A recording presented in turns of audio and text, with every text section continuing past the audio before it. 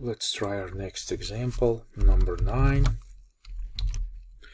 Try something like this. You can see that now we have x equals q minus p with a semicolon, so this is a complete statement.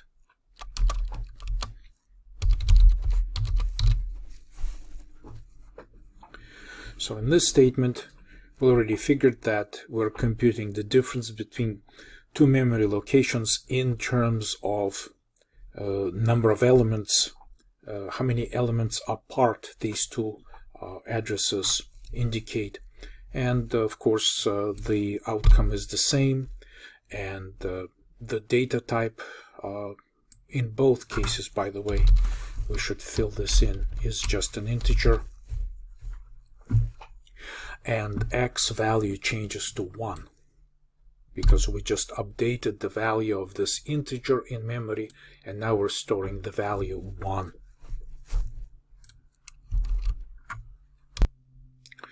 Next example, let's try q plus p. So this would be an attempt to add two addresses.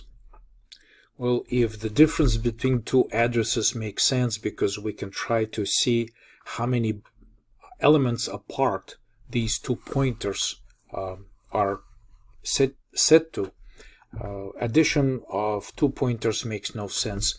In fact, it is illegal. Compiler will not allow you to add two pointers because it's meaningless and would be quite dangerous to use pointers just to add them as regular integers. So this is not allowed. If we say asterisk p, you know that this would be dereferencing a pointer. So this again is an example of an expression that could be used as a sub-expression in some larger statement. So our pointer p is pointing to variable x in computer memory, in this memory fragment that we're trying to demonstrate. So this is because a0 is the address. So right here, this pointer is storing the address of this integer in memory. And when we dereference this pointer right here, right, or we could say dereference this address, the pointer becomes an access to the actual value. So the actual value stored at this address is 1, and this is the result of dereferencing this address. So therefore, again, the numeric value of this expression would be 1, and of course it is an int. And remember that the p itself has data type address of an integer, and when we take this address of an integer and we dereference it like this, two of these asterisks counterbalance themselves and basically neutralize each other. So we just end up having a plain int data type.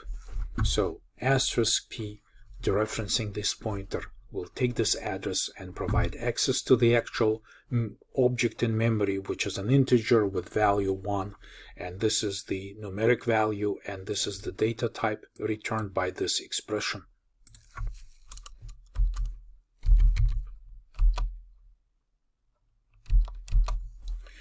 Another example, very similar, dereference q.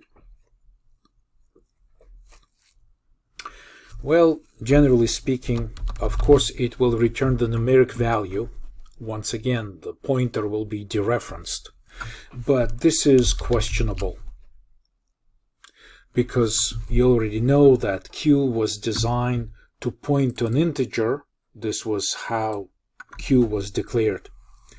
But in our case, we just figured out that by doing ++q, we made it point to an object in memory which is not an integer?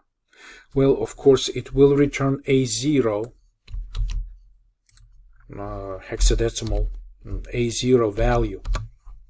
But once again, doing something like this is questionable and perhaps is very dangerous, because we just simply happen to have something allocated in this memory, but the result of this pointer increment could be that it could move somewhere else in memory which we may not have allowed to access, and in that case we could run into memory access violation exception, and the program could crash by attempting to doing something like this. So you really have to be careful with pointers when you're moving them, when doing pointer arithmetics and things of that nature.